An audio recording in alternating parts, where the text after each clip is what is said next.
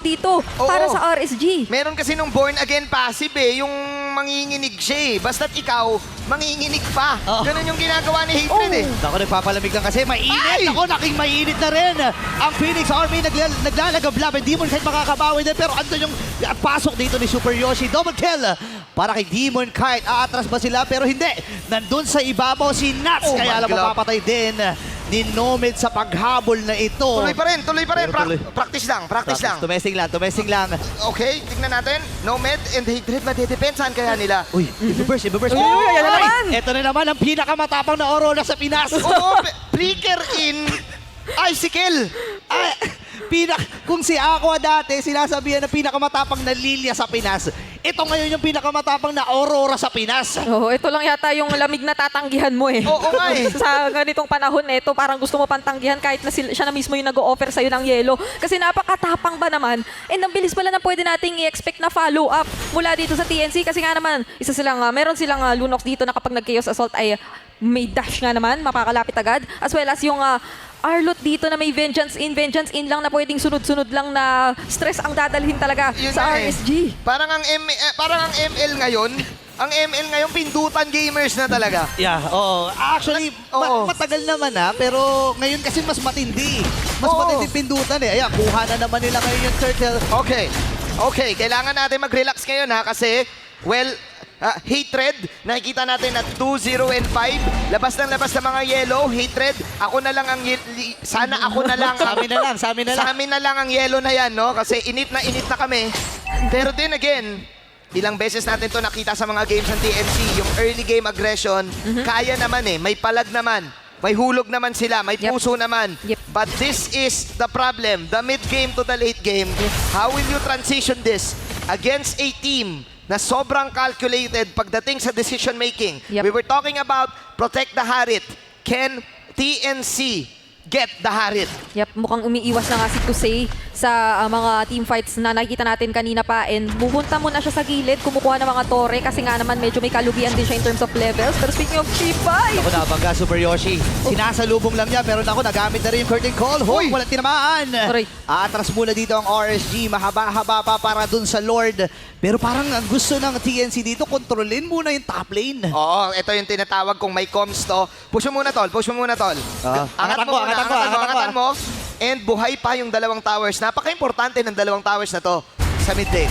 At si Nomad, isa rin yata siya sa mga kailangan nating tutukan kasi ang taas ng gold na hinahawakan niya ngayon. 4-1-0 din ang kanyang standing. And regardless kung ang kanyang naging first item ay Durance, meron naman na rin siyang Divine Glaive. So, may imagine mo ngayon na may kalamangan na nga sila in terms of levels kung paano niya na may papakita sa atin yung damage na pwede nitong dalhin o maging panunaw kontra sa ultimong mga makukunat na heroes o pangharap dito ng RSG, which is I think medyo na-preview na sa atin kanina. Kaya kahit na medyo nagmatapang si Nuts dito sa kanyang Black Dragon form ay hindi niya inakala. Yung damage output ay medyo nakakatunaw na pala. Kasi binibase yung damage ng mga Chaos Bolt sa HPs mo, yung magic damage. So the more HP, the more... Naghanap ako ng rhyme, pero the more health you have, the more the damage you get.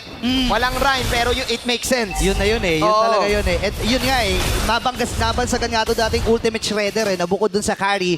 And yun talaga yung target dito ng TNC. Kailangan natin ng tutunaw kay Nuts. Pero ngayon tutunawin ata nila ang dalawa! Nawi, wala pa si Nuts do. Actually, nandun pala si Nomad. Oo nga. Natunawi, men! Natunawi! Okay, hindi pa pala tapos sa 2v2. Nagamit na rin yung Brilliance. Yung Order of Brilliance para makatakas. Pero yung Lord ay available na pala. Oh my G, the Tunawi technique because of the Lunox. Tama si Brigida, it's all about the tunaw damage. Para dito sa TNC, sabi nyo magpainit kami, pues tutunawin namin kayo. Okay, babanggayin ba dito? Demon Kite, gumugulong-gulong lang, naghahanap ng huli. Pero super na yung mga kahuli. Nagamit niya yung kanyang sweep. Pero si Heads, lumalayo din. Kusay ay narito. Nagamit na rin yung hook. Pati flicker na naman mula sa pinakamatapang na Aurora sa Pinas. Pero andito na yung Dragon Form. With that Lord! Pero si Hatred ay tumatakbo! Kusay, makakakuha din! Hatred is down! Pero saan ka pupunta? Superior sila dito yung aking Iron Hook! And the Heads ay tumatakbo na rin pero napakakunat nito! RSG Philippines, they they were ready. Handa sila doon sa flicker in ang pinakamatapang na Aurora sa game na to na si Hatred. Pinaghanda ang mabuti. Anong tunaw-tunaw? Sabi ni Aqua, babasain ko kayo. Kayo ang matutunaw. At napakaganda nung ginawa talaga ni Aqua doon. Sumakto yung kanyang naging pagbagsak ng Eternal Guard na makikita natin sa ating instant replay. Dahil nga nasa lubong niya talaga doon yung potential sana na tuloy-tuloy na aggression. Ayun na nga ang bagsak ng Eternal Guard, saktong-sakto. So ultimo yung paglapag ng Frigid Glacier dito ni Aurora na inaiwasan na ng mga miyembro ng RSG. And mabilis ang re-engage na lang, hindi na sila kinailangan masyadong mag-hesitate kasi nga naman nandoon kasama na nila for the first time si Kusei na doon pa lang naipakita sa atin yung threat na meron o naipong damage niya. Oh, kasama for siya. Tunog agad si Aqua. Nagamit na rin doon ni Nomad. Yung kanyang my mga God! skills, yung brilliance, pero andun yung hook and a bloody hunt. Kaya lang Super Yoshi naroon din. Saksaluhin rin yung damage para lang maprotekta ng mga members ng TNC. Pero yung Dragon, yung Black Dragon form na kulay red. Pero si Hatred ay mamamatay din dahil napag-examine force. Hindi pa tapos ang Task Force RSG sa panahon na ito. Painit na ng painit. Pero nandito pa rin yung threat ng hook mula dito kay Light. Dedepensa si Ryzen. Andun yung hook. Hindi tatama yun. Pero ang natamaan ay yung Torre sa gitna. Super duper sad news for TNC Pro Team. Yun na sana yung vintage. Sige, sugutin mo laban na to. Pero RSG again, protection kay Kosei. Plus yung clutch hook ni Light. Yep, and Nabaliktad pa. na-reserve pa ni Nats yung petrify niya para dun sa moment na yun.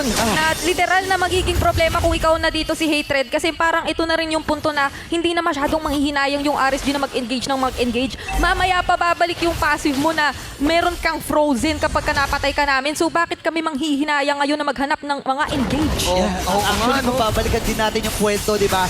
TNC for the longest time, lagi nilang nahahawakan yung early game at ngayon nangyayari muli. Oo. 3.3k para sa RSG. Parang kumbaga kung nanonood ka ng NBA, kung nanonood ka lang kanina, lamang lagi ng first quarter, second quarter eh. Kung walang third quarter tsaka fourth quarter, 4-0 na eh. Panalo na eh. Panalo na. Siguro 9-0 TNC kapag ano. Yung hanggang ano lang, Kapag hanggang mga 8 15 minutes lang. lang. Oo.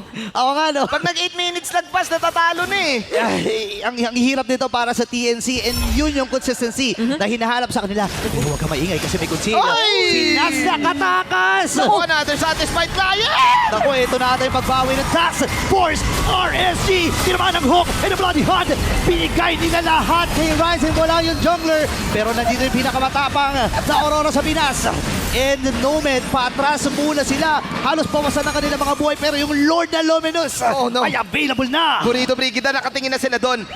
Nakatingin na sila doon sa Lord. Pero hindi nagbaback off ang TNC. Parang ayaw pa rin nila kahit nawala si Ryzen dito. Konting pagpapakita lang din and saktong-sakto ay kinailangan umuwi ng mga players ng RSG, especially si Kusei na medyo nadamdaman dun yung damage. Kasi si Nomad doon ay hindi masyadong na-target. So literal na nakatayo lang siya, nagbabato ng mga sago at ang sakit-sakit nung nabigay niya damage. Pero speaking of masakit, Naku, andun na yung final slash. And si Nats kalahati yung pwede dito tunawin siya. Heads, nailapag na rin yung Eternal Guard.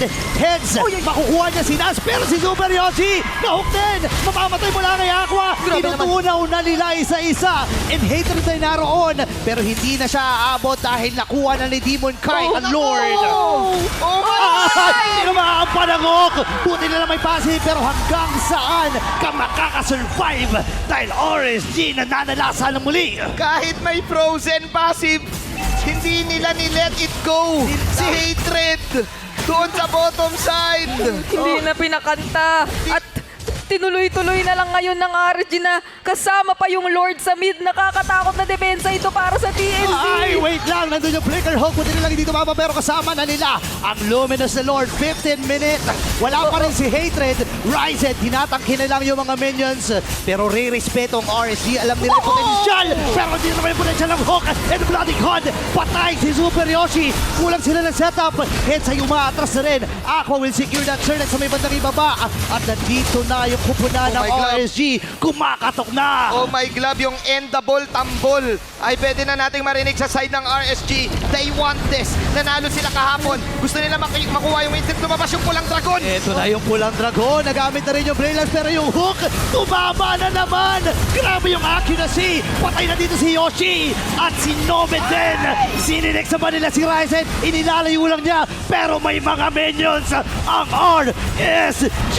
At ang game na ito makukuha nila. Unting-unti nang nauubos ang apoy ng TNC. Unti na lang. Sabi ng RSG,